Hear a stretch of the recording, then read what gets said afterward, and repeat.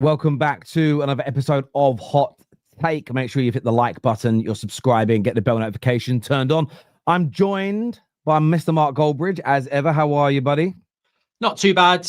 Yeah, not too bad, I suppose, really. I suppose, yeah, it's not great at United, but also it's not really anything new. It isn't, but my sort of silver lining is this. There is 3 days now of brilliant European football, and there's one guarantee in this next 3 days, Mark, that Man United won't lose. So it's positive.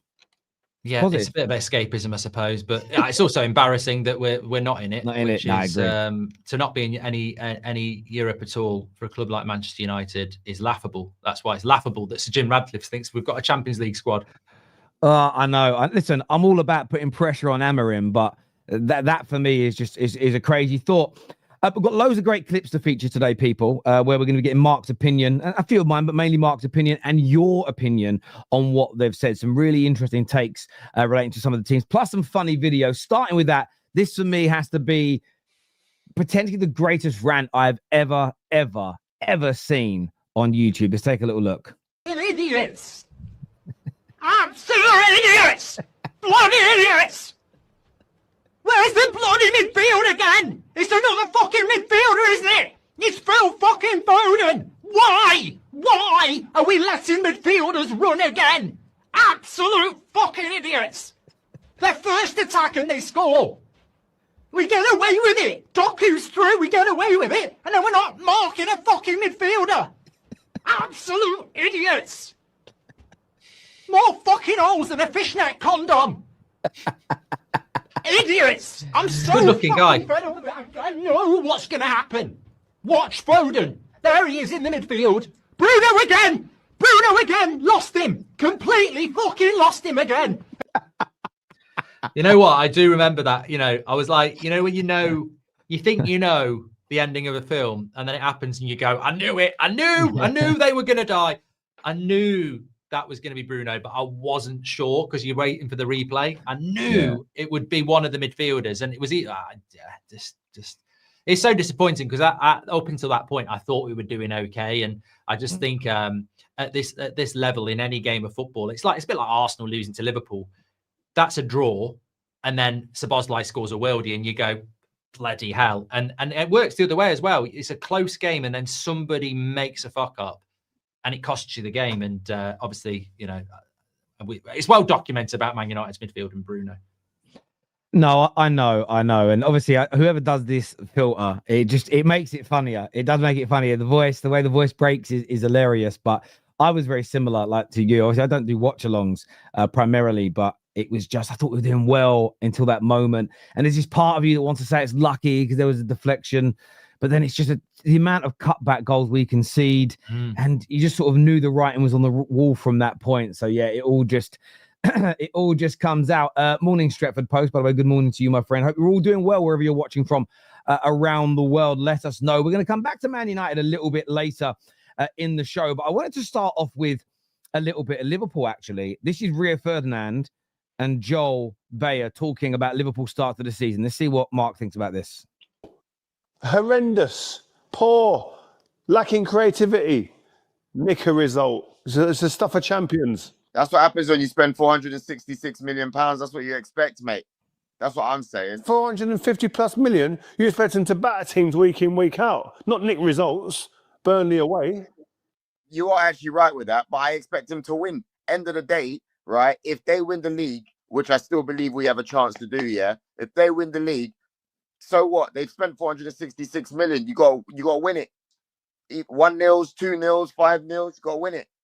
Joel, 460 odd million in this window, right? And they're the first side in Premier League history to win 4 consecutive games by scoring goals in the last 10 minutes. They're absolutely scraping through. Where was the brand read there? Because that just looked like they were reading from a script. Rio, 466 million. They've got to win the league. Joel, 460 million. They've got to win. Scraping it. It was bloody, what's wrong with them? I thought they'd worked together. That was terrible. Absolutely rubbish. Yeah, apart from the dull script read, some people are struggling for content, I suppose. I don't really get the overemphasis of the 460 million. I suppose it's just like rage bait, isn't it? You know, we live in a rage bait. I just think that, you know, Liverpool have changed half their team. They're favourites to win the league. They've spent a lot of money. All right, let's park that. We can come back to that later in the season. But there is an international break, which impacted everybody, apart from probably the Manchester derby. I thought that was quite good. But even Arsenal, the 0-0s on the Saturday games, there was a lot of, you know, drabness around the international break. We expect that. Liverpool weren't at their best, but they weren't at their best against Liverpool, against Arsenal, Newcastle, or Bournemouth. They've got 2 new fullbacks. They've got obviously a huge tragic incident that happened in the summer that the club will be working through that nobody really mentions at the moment. Psychologically, I think that will have an impact on the club. And I think that they've also got a very, very competitive Premier League. I mean, look at Bournemouth. They played Bournemouth, who have 9 points from 12. They've got Arsenal, who've had 9 points from 12. They played a Newcastle team that, if they'd had a striker, might have beaten them. And, you know, they were just a bit sluggish against Burnley. But I don't really think there's a team at the moment that's really cooking. And I think if you're a Liverpool fan, you'd listen to that and go, burn, baby, burn. You'd just be like, you know, whatever. It's a very good start to the season. I think it's daunting that Liverpool are 12 from 12, when realistically, I think even a Liverpool fan would say could have drawn the Newcastle game, could have drawn the Burnley game.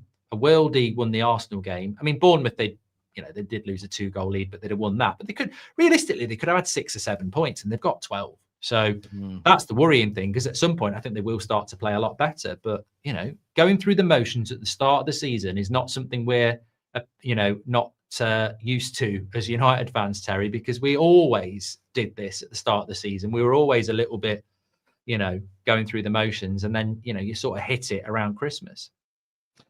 Yeah, that's why there was maybe a little bit element of rage bait, and there maybe even some sarcasm potentially. Again, we only, it's the clip they put out, by the way. So I mean, it's that's I suppose on them to a degree.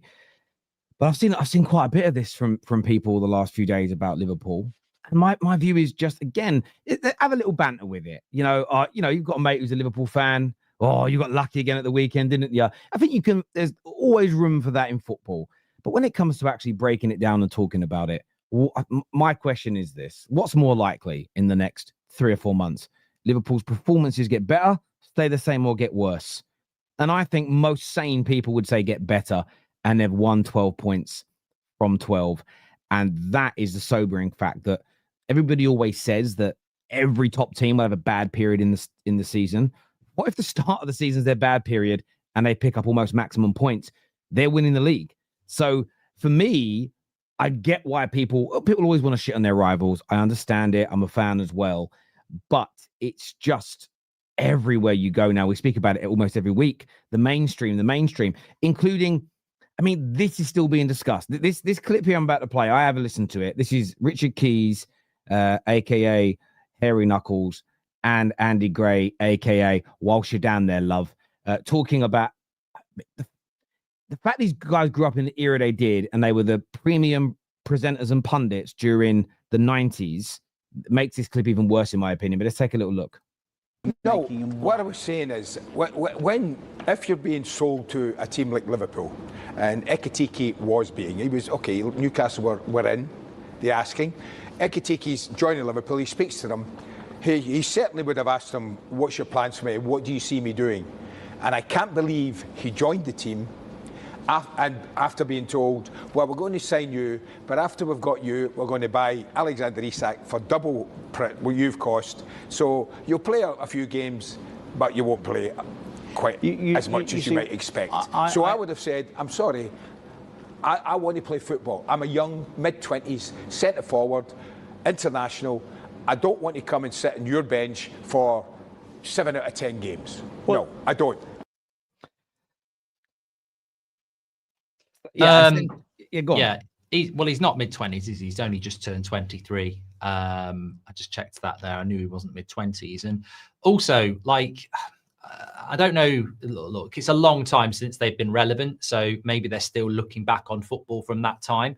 But I look at the benches of PSG and Real Madrid and Barcelona and Bayern Munich and Manchester City over the recent years, and squad games rule. The reason Premier League clubs are not winning the Champions League as much as they should, considering we've got the best league in the world, is because we're burnt out by the end of the season. And what we saw with Arsenal at the weekend was Declan Rice wasn't injured. That's Arteta already looking at a squad and going, okay, I'm going to rotate here. I'm going to use this player and I'm going to not use that player. And I think it's going to work and I'm going to trust them. Liverpool's bench actually isn't that deep at the moment. So Ekitike could play where Wirtz is. He could play where Gakpo is.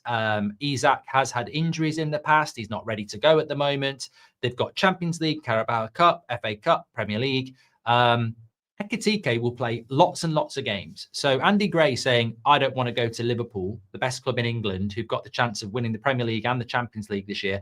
I don't want to go and compete at Liverpool against Isak. I want to go and play for Everton, where I can play every week.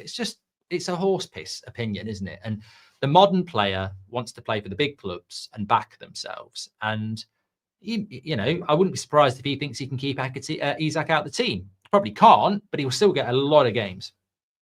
I couldn't agree more. I think it's competition for places. 70 odd games this season. If Liverpool are successful in every comp, which they have the squad to be, they could play near on 70 football matches this season. Even if you only start half of them, you're still starting around 35 games. And this is why I struggle with this kind of content. This is why I struggle with this kind of opinion. I remember the greatest English team of all time, the team that was the first team to do the treble, a squad that, was on the back end of the double-double, which recently has been called a non-thing, which I find very weird. And Man United, yes, we played with two strikers in 99. We had four in 99. But we had four in the squad. So yeah. All the top teams back then had 3 to 4 strikers when they played with two. It is not abnormal. It is not weird. It is not strange for there to be 2 strikers in a squad. In fact, last year, God rest his soul, Jota was there alongside Darwin Núñez. And Darwin Núñez weren't good enough, and Jota spent quite a bit of time out injured. Of course, you want 2 players. The fact that both, as well, what Andy Gray is just missing, is that both Ekitike and Isak can drift out to that left-hand side. So there'll be games where they both play and start together, because Gakpo isn't going to start all the games out there. Young Rio, as brilliant as he looks, is not going to be ready to start all those games. For me, I know that there are quiet times when it comes to content, even for the big boys. But this, again, is just content being made, I think, to infuriate people. I think it's being made. And I kind of get that again if an Everton fan makes that. I get an Arsenal fan making it. I understand a Chelsea fan making it. What I don't get is multi-billion-pound back beIN Sport doing it. Give us... Because Andy Gray, whether he's relevant now or not, I'll be honest with you, growing up, the man's analysis was amazing. Absolutely fantastic. And I remember those Sunday afternoons listening to him break down games. He was unbiased. He didn't behave like this. And they're all doing it now. Everything's about... And we've got a Gary Neville clip coming up as well soon. But it's like, I've got to say something that I know is going to rattle people and is going to make the headlines, rather than just telling us what you really think. And there's no way... You've got to back yourself, haven't you? Yeah, you've got to back yourself. Obviously, I think the way we operate is like, there is no producer saying do this, do that. It's like always been driven by your own opinions, and it's the best way to be true to yourself. But guarantee it. I saw it at TalkSport. I've done shows at Sky, and it's even when I went on the kickoff, like there's a producer in your ear saying talk about this, and I'm sort of like, that works for some people. They need to be led, but I just think say what you think and go with it, because that way it comes across as authentic. And chasing rage bait because you think it's going to make a good clip, you just make yourself look an idiot for it. And it's nonsensical as well, because as you say, Andy Gray and Richard Keys would have been around in 99. Should Solskjaer and Sheringham said to Sir Alex, don't want to be here? Their careers are defined by coming off the bench in 99. And no, I don't want to be here. I want to go and play for Everton so I can play every week. Like, you want to look back at your career, and Ekitike might come on in the Champions League final and score a winner. Oh, I should have listened to Andy Gray and play for Everton. It's like, there's absolutely nothing wrong with being a squad striker or somebody competing for a place in a team. He's a young player as well. He could be the heir to Isak. He might go to Barcelona. Who knows? Look at Alvarez. He was at Man City for a bit. and now he's at Atletico Madrid, and people want him at bigger clubs. So he's on his own journey, isn't he? Very, very interesting reports though about him that he regrets going there actually, and I bet there's a part of him that thinks I should have stayed at City. Should have stayed at City. The grass isn't always greener, and it's so early to judge. And you're right, maybe both players are killing it at Liverpool, and in 2 years, 3 years time, something's got to give, and one of them wants to move on because the other one's starting all these games. But that in itself isn't a problem for Liverpool. That shouldn't even be seen as a problem for these players. They're both going to get game time. They're both going to get opportunities. It's crazy. Khalid just very, very quickly say, Bruno, one of your moderators, says we can make 5 substitutions. Remember that. I remember speaking to Rasmus when we did that interview, and I was like, how do you feel about competition for places? Because Martial's never fit, because that was like, the first year he was here in the January. And he said, I really do want a striker to compete with because it makes me train better. But also, I can't play 3 games a week. I need a rest. I need to come off after 70 minutes sometimes. I know that for my own body. I don't want to, but I need to. So even Isak knows he needs an Ekikite for a multitude of reasons, because you can't play 3 games a week, 90 minutes. And especially in the modern game, benches are just hugely important. No, absolutely right. Khalid here says, why are you acting like Liverpool aren't media darlings? They are literally making up stats to make Wirtz look better than he is. But it's a mixture, isn't it? I've already called that out on yesterday on the Top 6 show. We spoke about that, or maybe it was Straight Facts in the morning. Straight Facts in the morning with Jamie, who's a Liverpool fan. We spoke on that, and I think that it is a little bit crazy. They did it with Darwin Núñez too, with the whole captain chaos thing, and but he makes it hard for defenders. They were ignoring the most important elements of him as a striker. I agree, and I called that out on stream, Khalid. Same as I'm calling this out on stream. So I don't really get your point. Players flop though. I've done this analysis for years, and I can't remember whether it was Jose or Sir Alex or Pep. One of them did an interview years ago, and they basically said it's statistically proven that 40% of signings over all the years of football will either be average or flop, and 60% will be considered a success.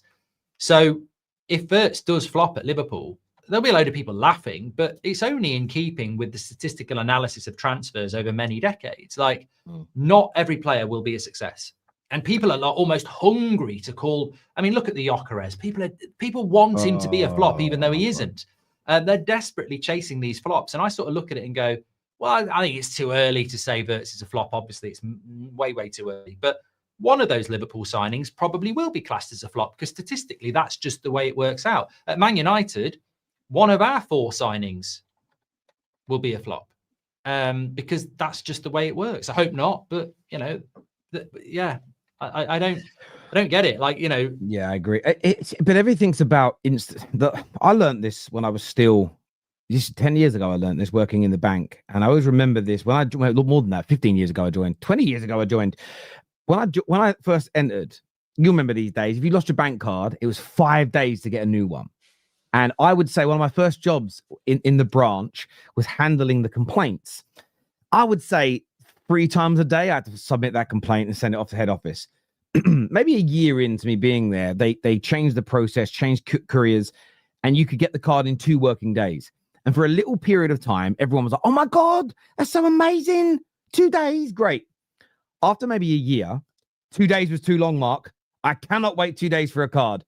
So the bank developed something new, which meant you could wait in branch and get it instantly. And about 80% of our branches had the machines to print the cards instantly.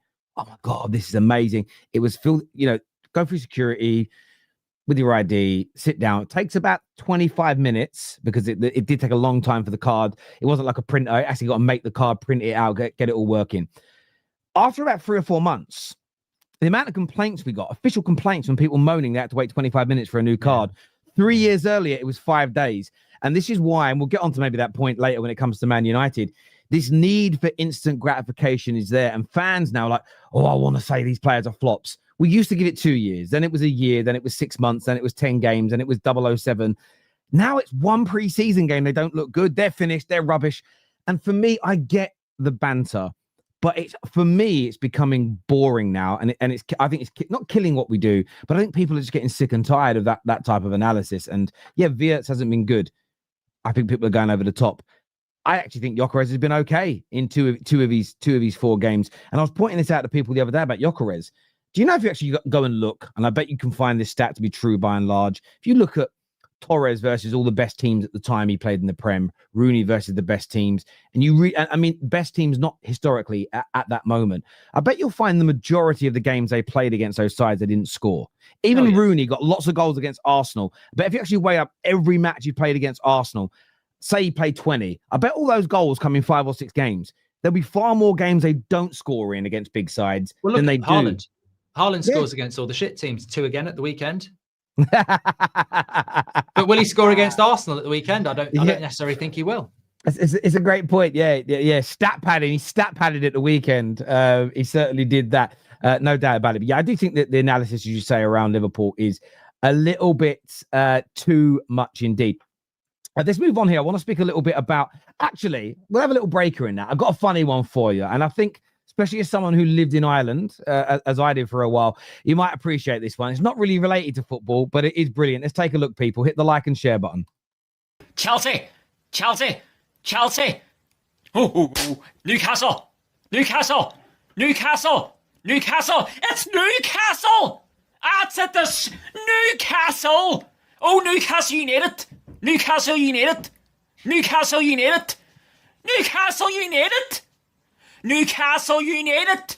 Oh, Liverpool! It's Liverpool! Support Liverpool! It's a disgrace! Liverpool AFC! It's Liverpool! I support them! Liverpool! This is cheating the hell out of me! So this game, I think it's on TikTok, you have to say what the item is and pronounce it right for you to get through the next level. And he's saying Liverpool and it won't recognize his voice, is what he's doing. I thought it was a predictor, like saying Liverpool will beat Newcastle. Liverpool! That's Liverpool! That's a disgrace! I support them and everything! Liverpool! That's Liverpool!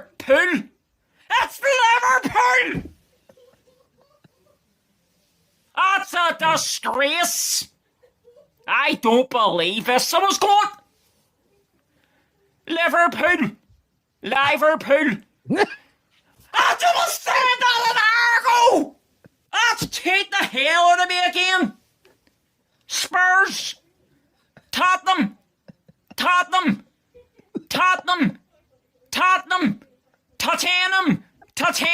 It's Tottenham! I've got to do That's this. a disgrace! Poor guy, he's going to give himself a heart attack. It doesn't even sound like it! It's a disgrace! It's still not! I give up! That's a disgrace! You seen that? It's still not! It's cheating the hell out of me! I give up! That's a disgrace!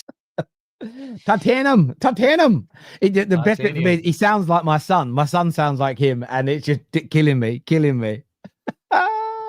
Yeah, I'm gonna have a go at that game. Tottenham. It was great. The fact it only went through when he said Liverpool the 12th time is hilarious. But yeah, go and give it a go, people. I think it must be on TikTok. It looks like a TikTok thing. Go and check that out. Here's Gary Neville talking about Arsenal and Noni Madueke. Let's take a look.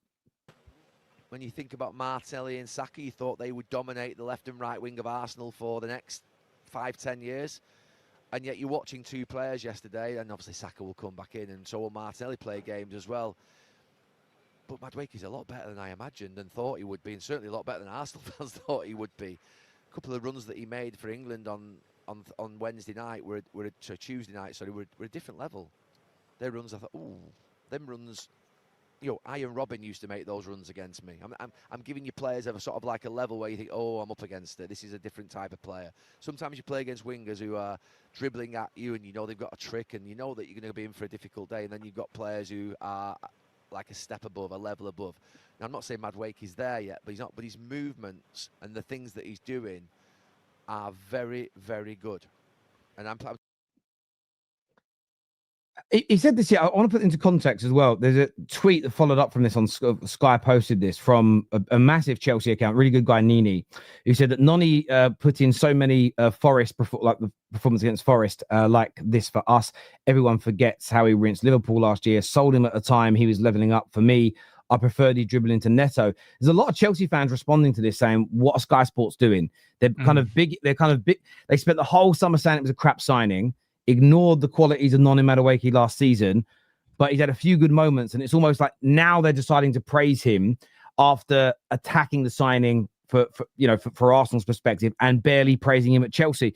I want to get your thoughts on that, because he's getting a lot of praise right now and deservedly so. But why didn't the pundits notice him before?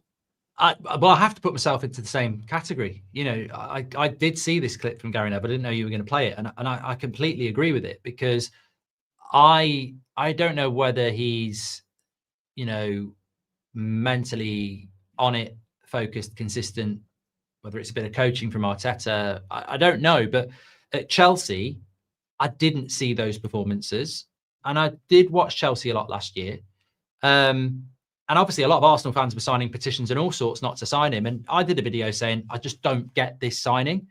But from what I've seen in as Gary Neville said, in the England games, and certainly at the weekend, but also I thought I think Gyokeres has had a really bad start. Very, really good player, but really bad start at Liverpool. Got subbed off in the first half at the weekend, just on pure tactics.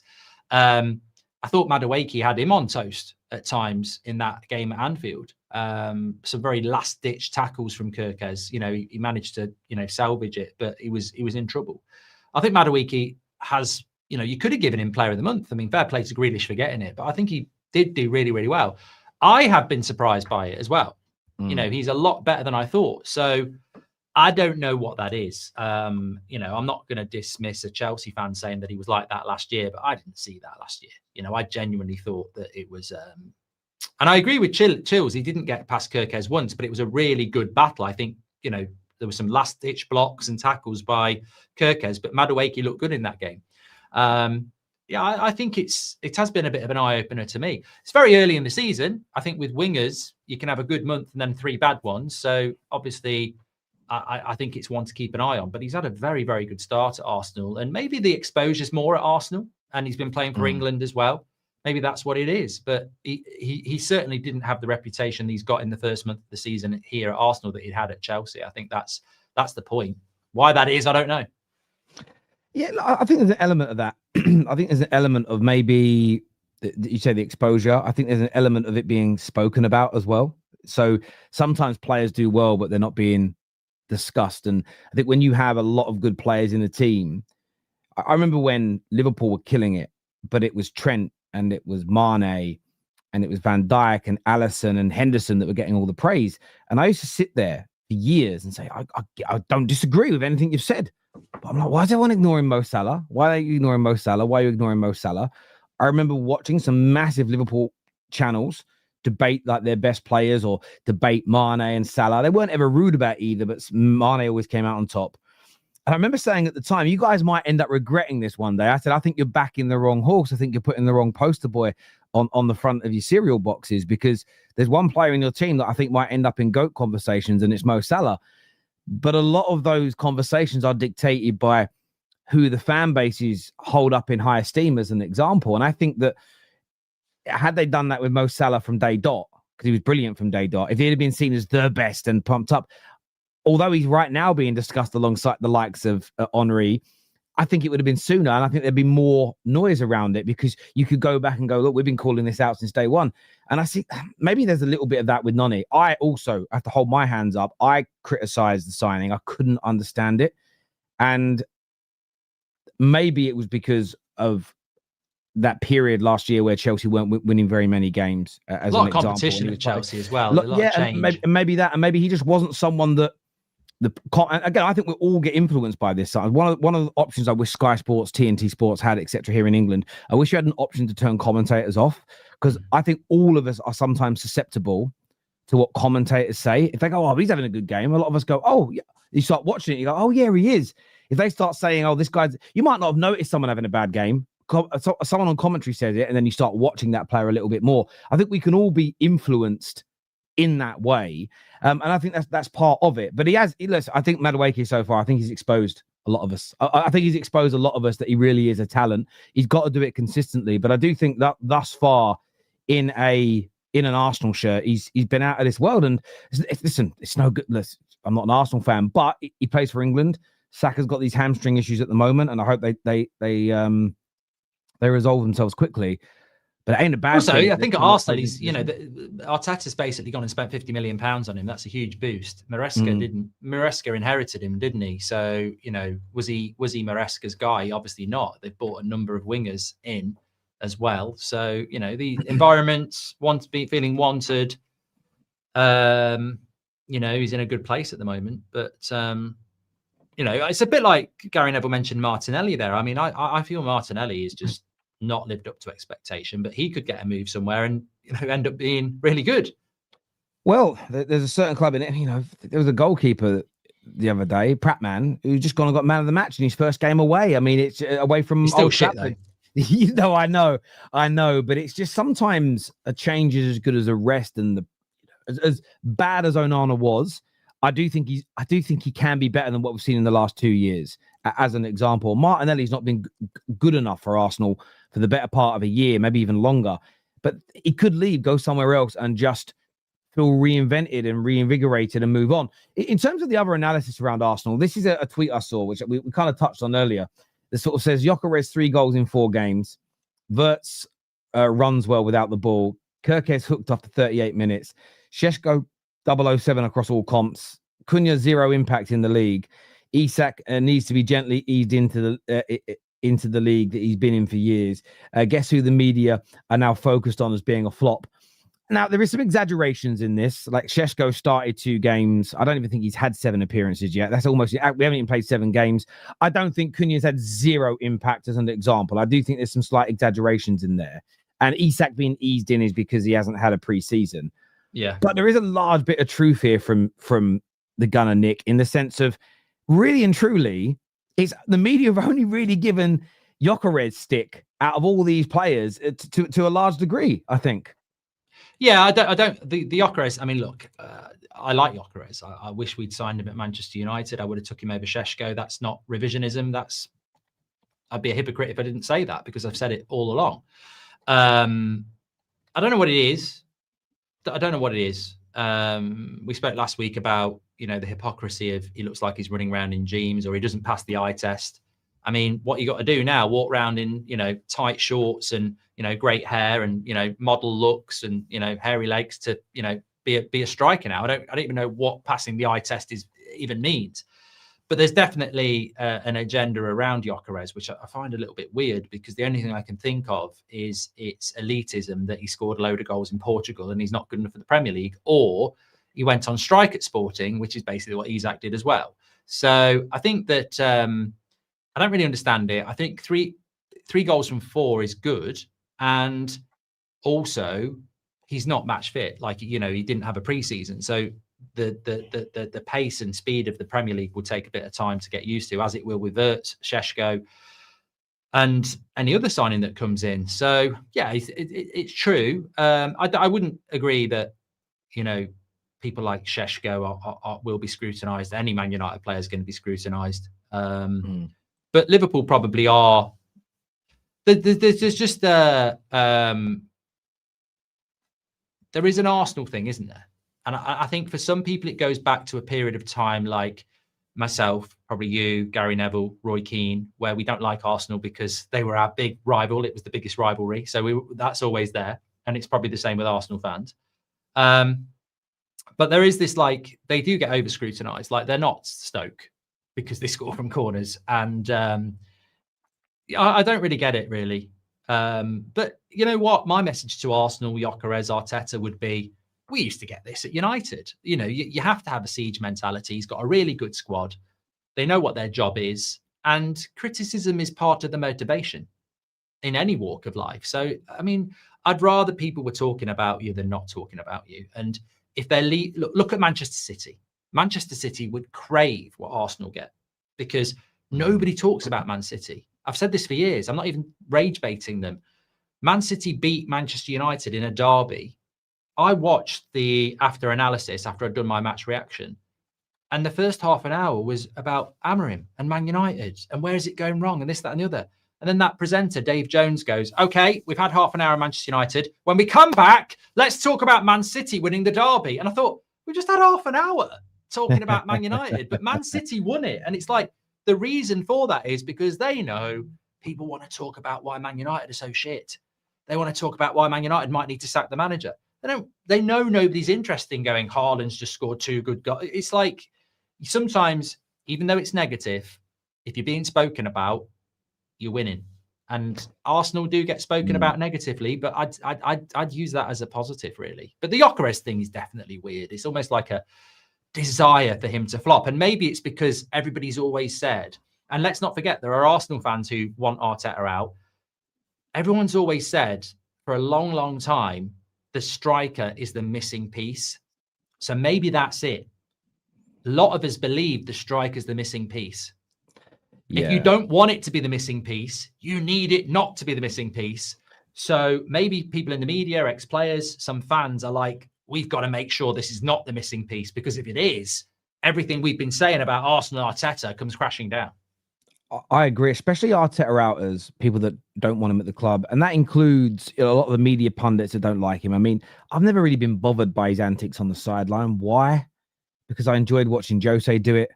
Fergie had his moments on the sidelines, shouting at refs, tapping his watch, etc.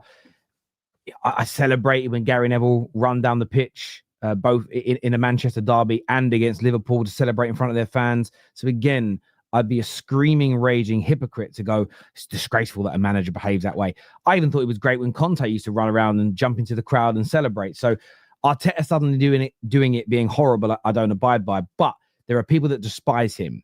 And I've seen a few people try and revise their opinions. I asked an Arsenal fan recently, would you admit you were wrong if Arteta won the league this year? And he said, no. I said, why? He said, well, I was right in all those other seasons. He didn't win the league, so how am I wrong? I said, but your claim was he'd never win the league.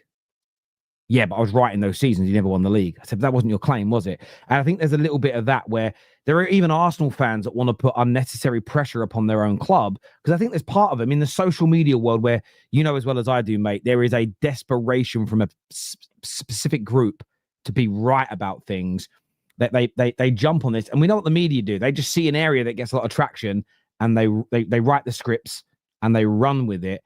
And it's a little bit over the top for me. Jason here says CFC sold Noni and bought Gittins for the same money. Well, so far, the bit of business that looks the best has been Noni. But again, I'm not about writing Gittins off right now. I think that would be far too premature as well. Viewers, do us a favor, please. Hit the like button for myself and Mr. Goldbridge if you haven't done so already. Let's talk a little bit about the derby. This was Roy Keane after the game. Said this was missing. What do we all think? Decision making some of these players are making as well, which you've seen today, is like, it's just all wrong. And then not having the strength of the. We see Shaw for the first goal. Now, Shaw's an international footballer. For him to get caught out like that, you're looking going, do you know, Shaw, I think Shaw's been getting away with murder for years at United. Always injured, never quite fit. We make excuses. Then he gets a few games under his belt, and he's making decisions like he doesn't even want to tackle people. Like, we looked at all the stats in the derby match there. Not one yellow card. And we're having the big build-up. The Manchester derby, the it's raining. It's like set up for a few tackles are flying in. You're getting people. I'm Man United to walk off the pitch. No, I'm sick of repeating myself. You walk up and you go, it's a derby game. You physically, you're shattered. You shouldn't be able to get out of bed for a week after a tough game. And they're all walking off. And there's not one yellow card. What do you make? Take about 10. Yeah. Yeah, I mean, he is spot on, like Jem says in the chat. Like, you know, it's a different world now. But you know, when Amorim's saying I can't criticize the players for their lack of effort, maybe he's saying that because he knows if he does, he's on thin ice and they'll just not try even more.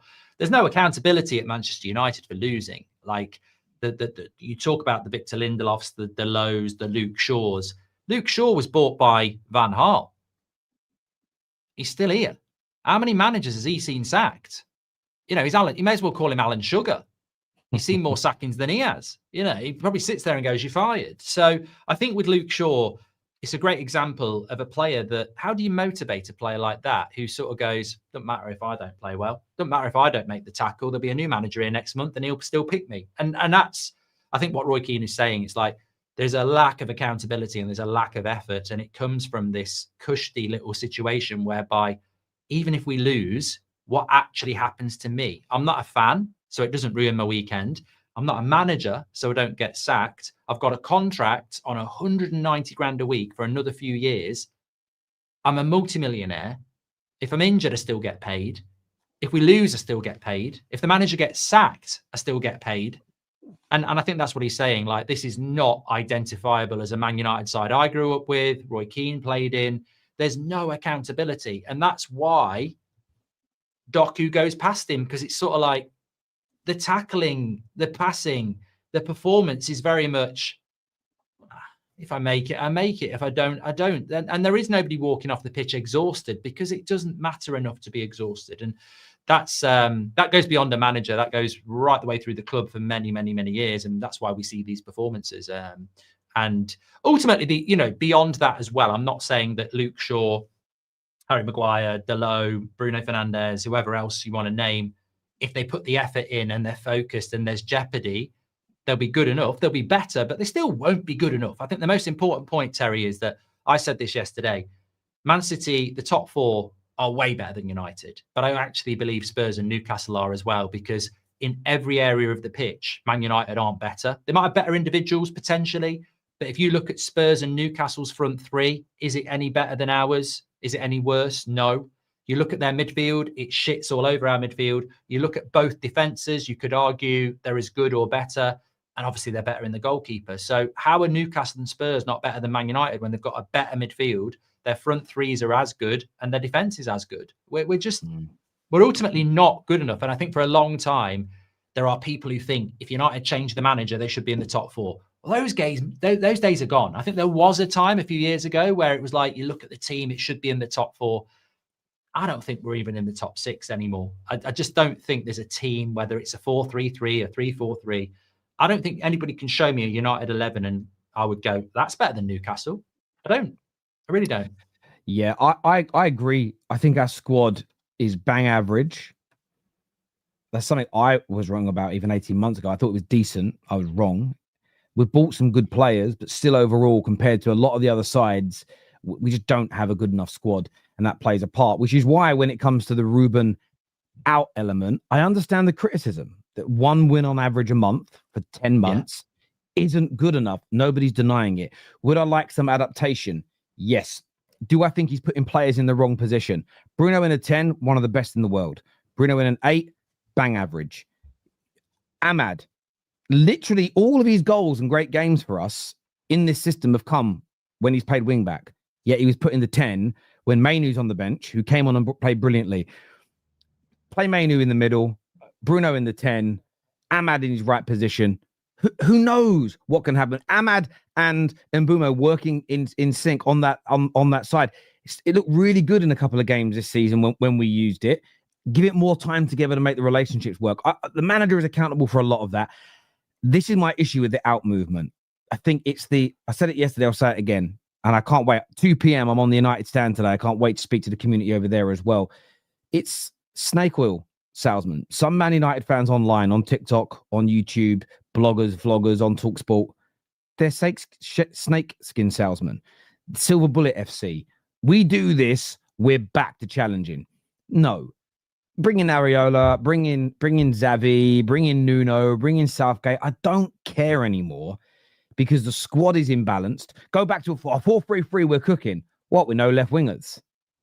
Equally, Ahmad will get dropped because Mbeumo will play because he's better. Every stand of Ahmad will then turn on the new manager instantly and wait for a time to start attacking them and making it more toxic. The media, as we know, will jump on that. There'll be an imbalance because of the way we started building for Ruben, which means there'll be games where we get exposed. And that's all fine. The win percentage will go up, by the way, but we have to look at the facts here, Mark. You and I have lived this, not just as Man United fans like everybody else, but we've done it on socials, debated with people, streamed with people, watched others. The last 3 managers at this club all had win percentages only bettered by Sir Alex Ferguson. They were all in the mid to high 50% win ratios. Some of these managers, Ollie and Jose, got a second. Ten Hag got us into the top 4 and won us trophies. And we were still wanting him out in the same way we want Ruben out now. Now, yes, Ruben's win percentage is 20% worse. So he's winning, right? He's winning. He's losing more games than they did. I'm not denying that. Would some of these managers I mentioned make us better on that win percentage? Yes, probably by 10%, 20%. No more than that, though. No more than that, though, with this squad app being built. And we'll be back here again in 18 months with the same people crying. And the only part of this conversation that actually annoys me is this idea that Amorim goes and it's a silver bullet. It's the magic medicine that's going to cure us. I find it infuriating. And you said this, Mark. I want to give you praise for this. You said this 3 months ago on this show. Everyone right now is Glazer, Ineos, Glazers, Glinios. Give it 3 or 4 games into the start of the season and it will be manager out and we'll be fixed. And that's exactly what's happening. Yeah, well, it is so repetitive. You were talking about a show you did yesterday where an Arsenal fan said, I'm not being offensive, but is this not boring as a United fan? Oh, yeah, it is. And you mentioned TalkSport. I just had a quick look because I haven't had a look. And I won't click on any of them. I'd rather, stick pins in my eyes. But you've got Alex Crook about Man United, indefensible and demands change, big capital letters. Then you've got Simon Jordan, big capital letters. He's made things worse. Then you've got Andy Goldstein. He's got to go, big capital letters. Goldstein rants on Man United and Amorim. And I'm sort of like, is that your strategy now as the number 1 mainstream radio operator with Premier League rights? You've literally just taken the AFTV rule book from a decade ago and started ranting and everything. I mean, where's the indefensible? Well, I can think of numerous excuses. He's made things worse. I think you had to make things worse because you've got to clear things out first. He's got to go. For who? And is Wilcox going? And is Sir Jim going? And is half the team going? Like, I just find it so boring. And I'm sure when they stop laughing, our rival fans look at it and go, it isn't actually the manager, but let them keep doing it because the manager has been changed so many times. And I was talking about it on the United Stand this morning. It's like the gladiator arena, and a new gladiator gets invited in, and he's going to be the best gladiator. And everyone goes, "Ooh, look at his sword, look at his suit." And then the players and the owners circle the gladiator and they watch him. They watch him fighting, and they go, "Oh, there's a weakness. There's a weakness. Let's move a yard in. No, we are all behind you still." And they move in, and then they all stab him in the back. And every time this happens, we applaud them into the arena, and then we stab them in the back. And it will happen with the next manager because the situation at United is that situation. You've got players like Roy Keane was saying, Luke Shaw, been here for years, just can't be asked to put it in, knows there's no accountability. You've got owners who know they own the club and they're not going anywhere. So ultimately, as long as the team doesn't perform and we don't have a setup to perform, we'll keep doing this. We're always going to underperform and something's always going to have to change. It can't be the owners because they won't go, and it won't be the players because they stay forever. So it will always be the manager. And the funny thing is, everybody's screaming, indefensible, get out, this, that, and the other. 11 months ago, they were wanking him off, going, "Oh, you're great, Amorim. Look at Amorim. Look at Sporting. Look at this. Look at that." And fans as well. And now it's 11 months later. With Ten Hag, it was 2 years. With Ollie, it was 3 years. It's now 11 months. It's getting shorter. The problem is the job is getting longer. Like, it's a longer job. Every year every time we sack a manager, what people don't realize is every time we sack a manager, we lump more debt because every player Amorim bought becomes every player Ten Hag bought, devalued. We spent £200 million on Amorim. Every one of those signings has been devalued on Ten Hag. Ten Hag had 500 million. Every one of those players is devalued. That's why Onana and Rasmus have just gone for free 2 years later. Mount's got no value. Amorim signings will become devalued the day we sack him. Then the new manager needs 200 million. You need to pay off we're just piling ourselves into more and more financial trouble. And all I'll say is, anybody that wants to sack the manager, the big mic drop here is, tell us who you're going for. Don't be a fucking coward and go, "That's not my job," because you're more than happy to shout, "Indefensible, get him out," this, that, and the other. Tell us who's coming in.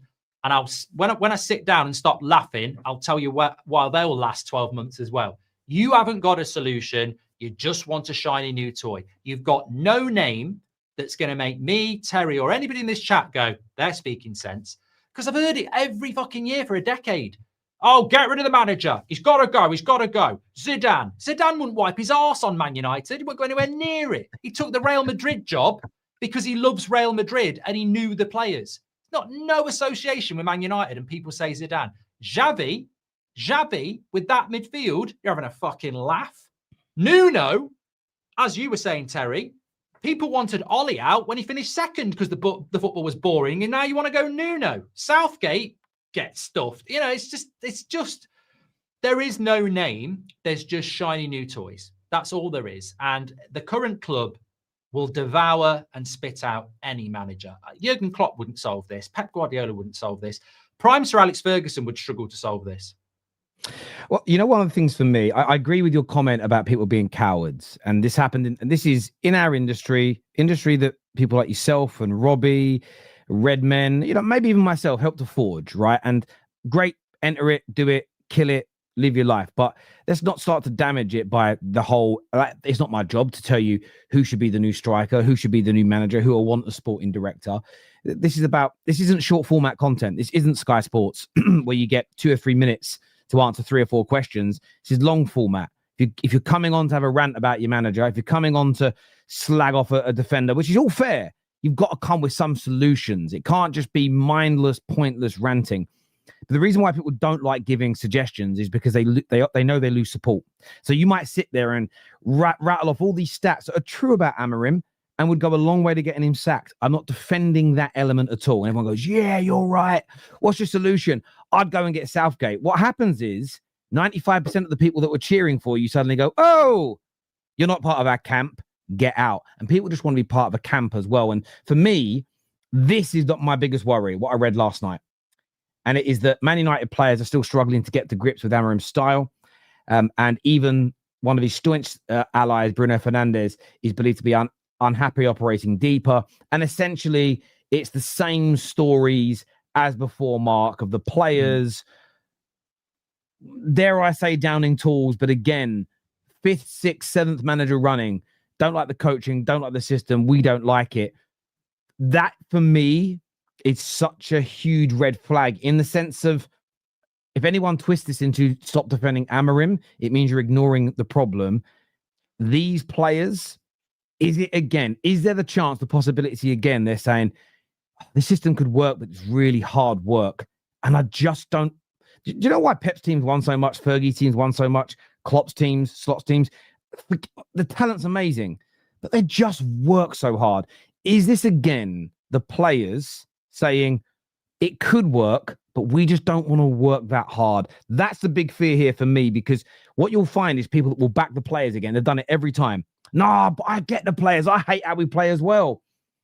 Yes, but are we going to again reinforce that long-standing precedent that if the players don't like it and they down tools, the fans back it? What that means, you're guaranteeing. It's a bit like cancel culture. Ricky Gervais says it brilliantly.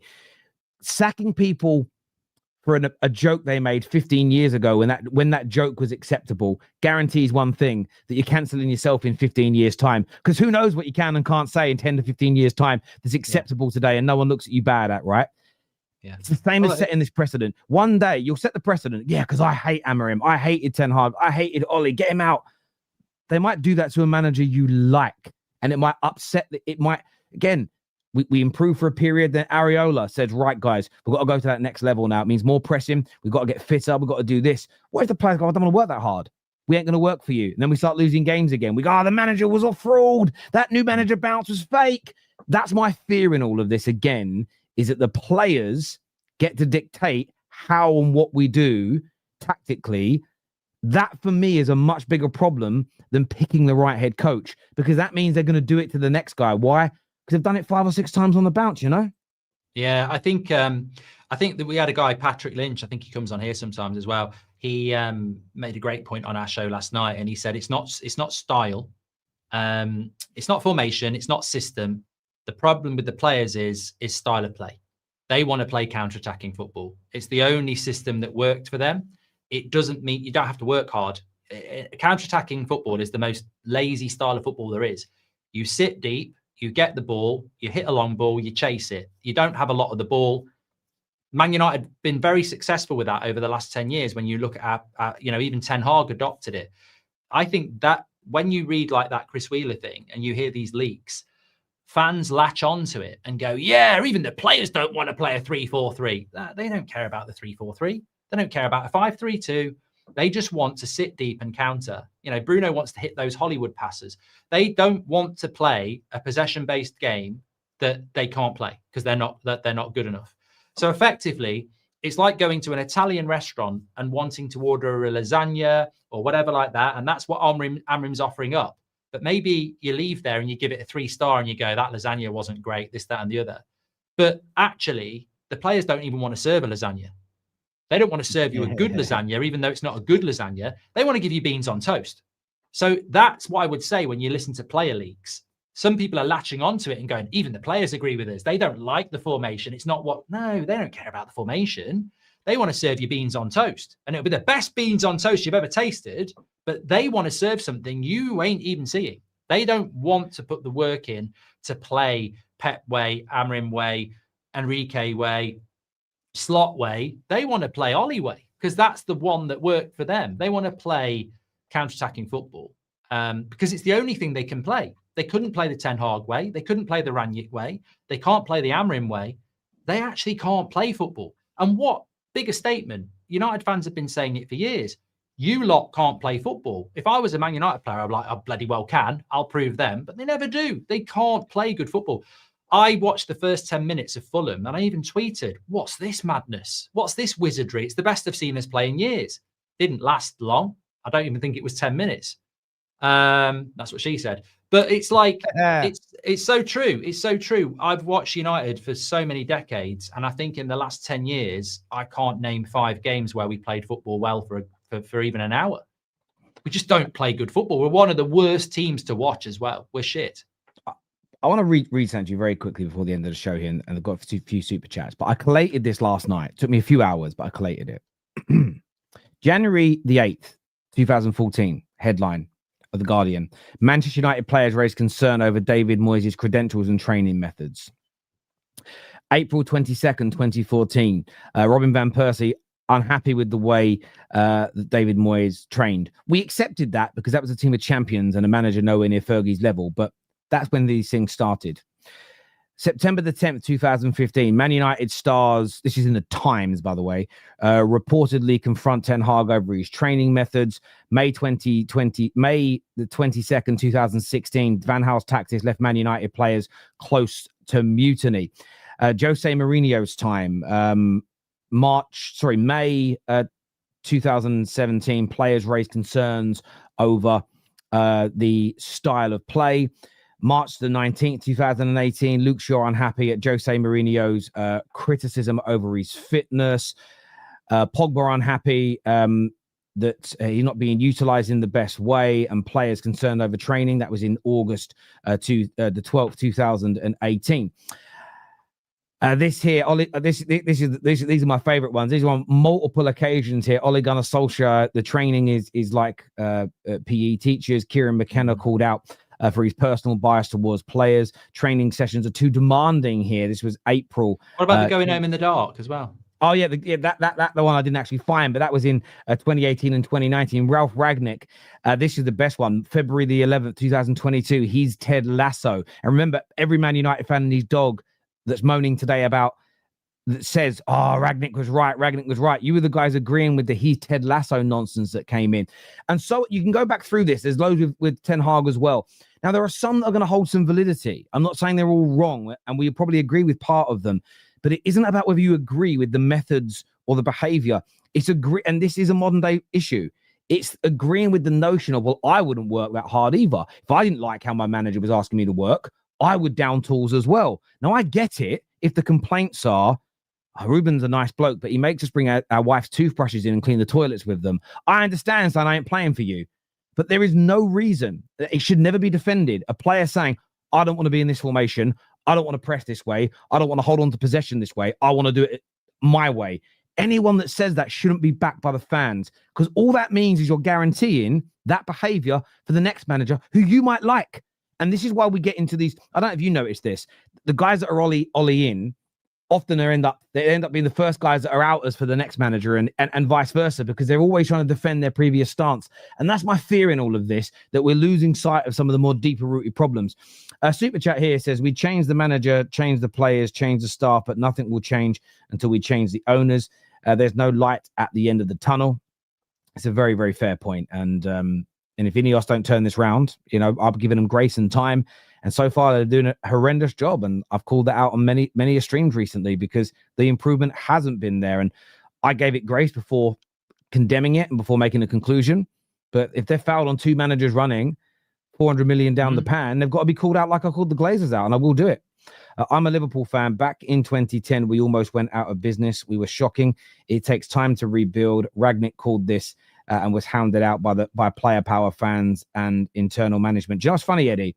People always look at Liverpool's rebuild and they go, look how quickly Klopp got them challenging. Yeah, Klopp came in the better part of 5-6 years after the rebuild begun in 2010 under FSG. All of that gets forgotten in the story because it doesn't suit the narrative. When Ruben said lots has happened, which you'll never know, did he mean that Bruno had his contract obligation that he cannot be benched? Oh, that's not an obligation. But yeah, maybe. I think there is a load of stuff that will come out that would make this situation more understandable. There's a lot gone on at that football club. I agree. But I don't know whether it'll ever come out. Maybe not for a couple of years anyway. Yeah. And this says, with Amorim only playing one way and refusing to adapt, even if he was successful, how long do you think it would last in the Premier League before he gets found out?